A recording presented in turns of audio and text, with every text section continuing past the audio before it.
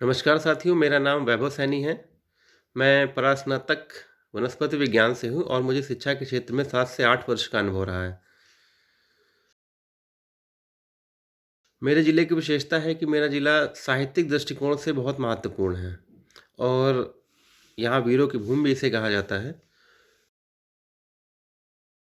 मैं प्राथमिक विद्यालय महिपत खेड़ा विकासखंड बिछिया उन्नाव में सहायक अध्यापक के पद पर कार्यरत हूँ। मेरे विद्यालय में वर्तमान समय में 26 बच्चे पंजीकृत हैं और सभी छात्र-छात्राएँ जो भी हैं, वे ग्रामीण परिवेश से ही संबंध रखते हैं।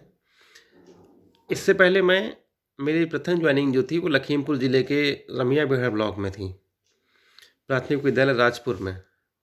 वहाँ पर भी मैं और मेरे साथियों ने 2-3 साथियों ने साथ ही जॉइन किया था विद्यालय। तो हम लोग का एक यही सोचना होता है कि हम लोग जिस परिवेश से आए हैं, उसी परिवेश में हम लोगों को नौकरी मिली है। तो हम लोग का सोचना यही होता है सभी का कि हम लोग जिस परिवेश से आए हैं, उस परिवेश में ही रह नौकरी जब मिली है तो उन बच्चों को वो सब कठिनाइयाँ ना उठानी पड़े जो हम लोग फेस करके गए हैं। तो हम लोग की सभी की यही इच्छाएँ रहती हैं कि हम लोग अच्छे से अच्छा अपना बच्चों के लिए दें, जिससे बच्चों को कोई दिक्कत आगे ना आए और बच्चे अपना बिना किसी दिक्कत के साथ, बिना किसी बाधाओं के साथ अपने पढ़ाई को या अपनी शिक्षा को सुचारू ढंग से चला सकें या उससे आगे बढ़ा सकें। तो इसी क्रम में अब ये कहा जाता है कि सभी लोग अपना प्रयास करते रहते हैं कि हम बच्चों को अच्छा करें या बच्चों के लिए कुछ ऐसा करें जो उनको कुछ नया लगे, जिससे बच्चे रोज़ आना पसंद करें विद्यालय और अच्छी से अच्छी शिक्षा ग्रहण करें। इसी क्रम में हम लोगों ने बहुत सारे काम किए स्कूलों में, जिससे सबसे पहला काम तो हमारे विद्यालयों में यही होता है कि बच्चों का हम लोगों के प्रति जुड़ाव। जैसे ही जुड़ाव होगा तो बच्चे स्वयं ही विद्यालय आना शुरू करेंगे। तो इसी परिप्रेक्ष्य में हम लोगों का सबसे पहला मोटो यही होता है हमारे सरकारी विद्यालयों में कि हम बच्चों से अच्छे से जुड़ें। जैसे ही बच्चे हमसे अच्छे से जुड़ते हैं, वे स्वयं ही दौड़ के स्कूल आते हैं फिर। क्योंकि उनको पता है कि सर या मैम हमारे जो भी हैं, वे अच्छे से हमारे साथ व्यवहार करते हैं और हमें अच्छे से नए-नए तरीकों से पढ़ाते हैं। तो जैसे ही ये जुड़ाव होता रहता है और जुड़ाव आगे बढ़ता रहता है जैसे ही, तो वैसे ही बच्चे मन लगाते हैं हर काम में। उनसे आप जिस तरीके से उनको पढ़ाएँ, वो अच्छे से मन लगा के पढ़ते हैं। तो इसी क्रम में अगर देखा जाए कि सब लोग अपने स्तर से अच्छा काम करते हैं और अच्छा काम करने का प्रयास भी करते हैं, जिससे हमारे बच्चे आगे विकास करें और उनको ज़्यादा से ज़्यादा आएँ। तो जैसे मैं बता रहा हूँ, मैं लखीमपुर ज़िले में पहले कार्यरत था, तो वहाँ पर भी मैंने बहुत सारे हम लोगों ने साथियों ने अपने मिलकर काम किए, जिससे हमारे विद्यालय मैं आपको ये बता दूँ कि मेरा विद्यालय जब हम लोगों ने जॉइन किया था, तो वो 1 साल में ही अगले 1 साल में वो इंग्लिश मीडियम स्कूल के लिए चयनित हो गया। तो अब यही चीज़ें हैं कि हम लोगों ने बहुत अच्छा अपना देना चाहा कि सभी बच्चों को कोई दिक्कत ना आए और सभी बच्चों को वो सुविधाएँ सारी मिले जो एक प्राइवेट स्कूल में बच्चों को मिलती हैं। तो इसलिए हम लोगों ने बहुत सारे काम किए। अरबिंदो सोसाइटी के ZIIEI कार्यक्रम का प्रशिक्षण प्राप्त किया।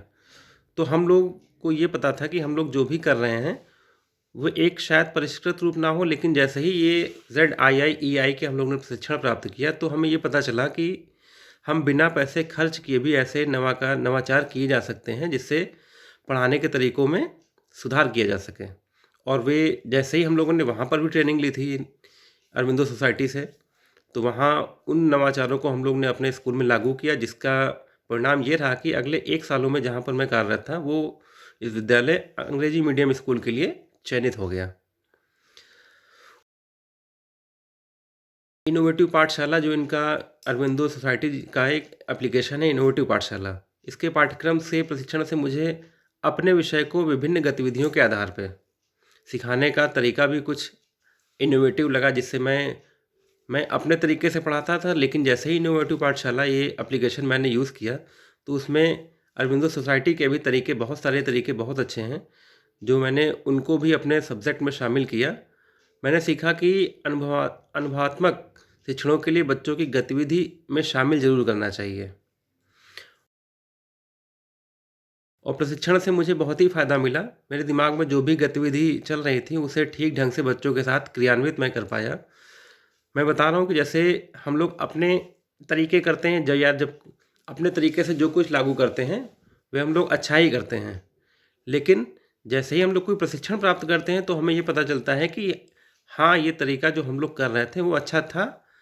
अब लेकिन हम लोग ने जब प्रशिक्षण प्राप्त कर लिया है किसी संस्था के द्वारा, तो हम लोग उसको और विभिन्न तरीकों से उनको बच्चों को बता सकते हैं।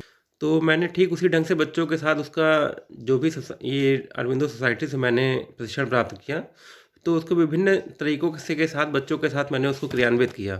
प्रशिक्षण में मैंने ऑनलाइन पढ़ाने के लिए कई तरीके देखे, जैसा मुझे खुशी है कि इस काम के करने में मैं ZII के प्रशिक्षक,